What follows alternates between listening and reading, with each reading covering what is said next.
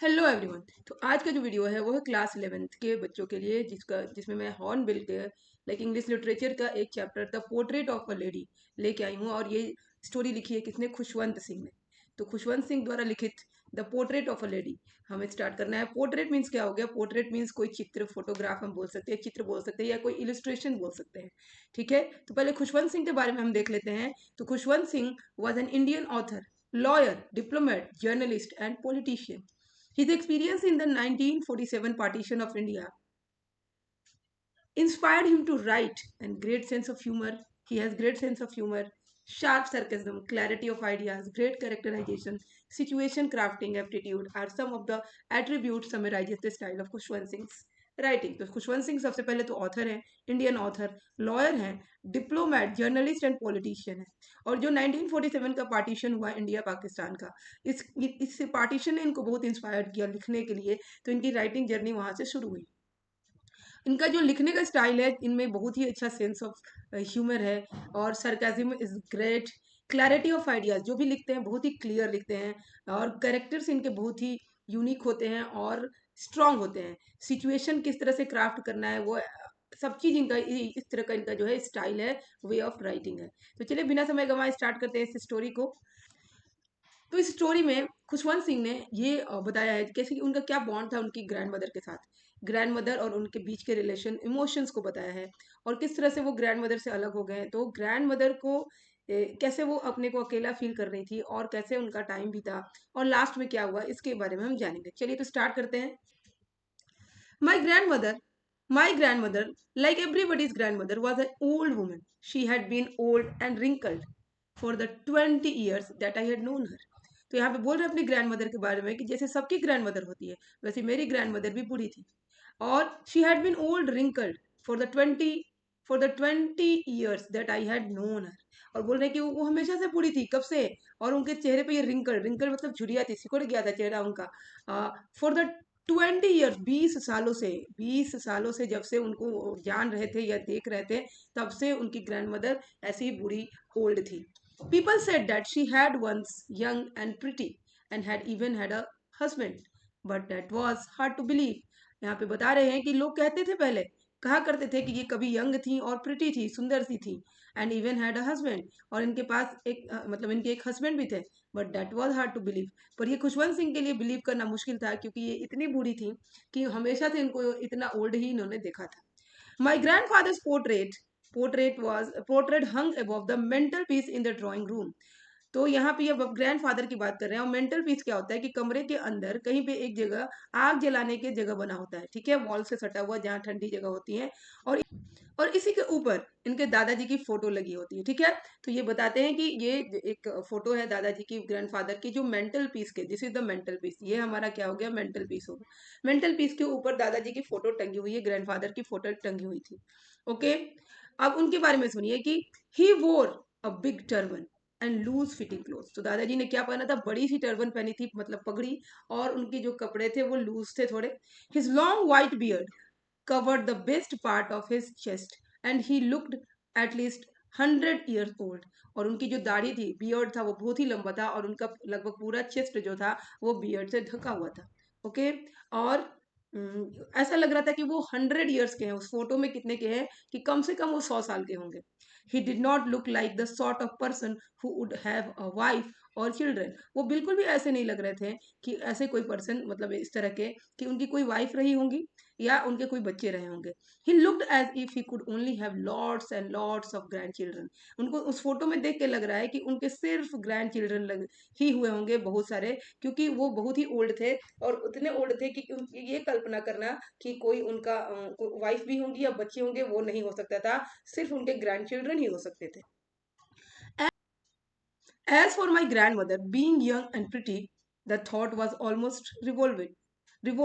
तो इसी तरह से ग्रैंड मदर के बारे में भी कि वो कभी यंग और प्रिटी थी, ये बात जो है जब दिमाग में आती है तो हमारा सोच ही रिवोल्ट कर देता है. The thought was revolting, almost revolting. ये हमारी दिमाग मानने को तैयार नहीं होता है कि लाइक वो कभी कैसी थी, यंग थी या प्रिटी थी. She often told us of the game she used to play as a child. वो हमेशा मतलब अक्सर बताती थी कि जब वो छोटी थी तो कौन कौन से गेम खेलती थी, बचपन में जो गेम खेलती थी वो उसके बारे में बताती थी। That seemed quite absurd and undignified on her part, and we treated it like the fables of the prophet she used to tell us.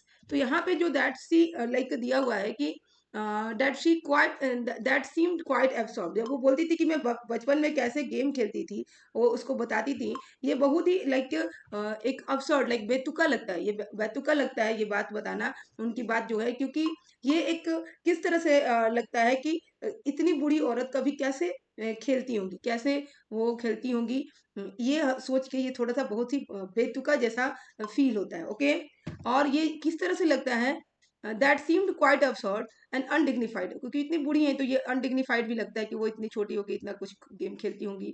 And we treated it like the fables, fables means जो कथाएं सुनाई जाती हैं, of the profit she used to tell us, जैसे हम भगवान की कथाएं सुनते हैं या प्रॉफिट्स की कथाएं सुनते हैं, लोग बताते हैं कि उन्होंने ऐसे किया वैसे किया, तो बस वो इमेजिनेशन होता है, तो ये भी ऐसे ही लगता था कि this is like a fables. Okay, this is like a fable, like a story, not the real thing. Okay, she had always been short and fat and slightly bent, वो हमेशा से थोड़ी छोटे हाइट की थी, एंड फैट थोड़ा सा fat थी, एंड स्लाइटली बेंट और झुकी हुई थी।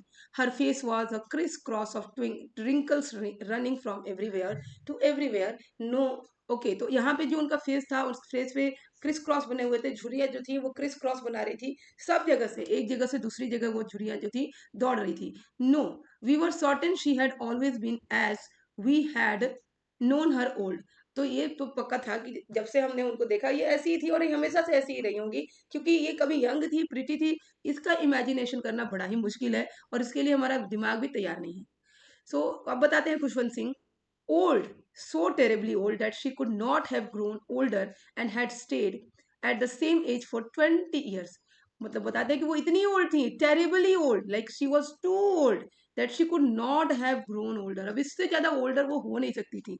ओके, और जब से देख रहे हैं तब से वो उनके हिसाब से उनकी एज बढ़ नहीं रही थी, वो उसी एज में, क्योंकि वो मैक्सिमम लिमिट को पे पहुंच गई थी जहां पे ओल्डनेस लाइक उससे ज्यादा कोई ओल्ड नहीं हो सकता है, तो वो उस एज में सेम एज में 20 ईयर से उनको देख रहे थे कि वो 20 ईयर से वैसी ही दिखाई दे रही हैं खुशवंत सिंह को। ठीक है, she could never have been pretty, she could never have been pretty but she was always beautiful, तो ये कभी भी बहुत प्रिटी तो नहीं होंगी बट हमेशा से ये बहुत ब्यूटीफुल थी as a personality, she was very beautiful according to Khushwant Singh, क्योंकि ये उनकी ग्रैंड मदर थी।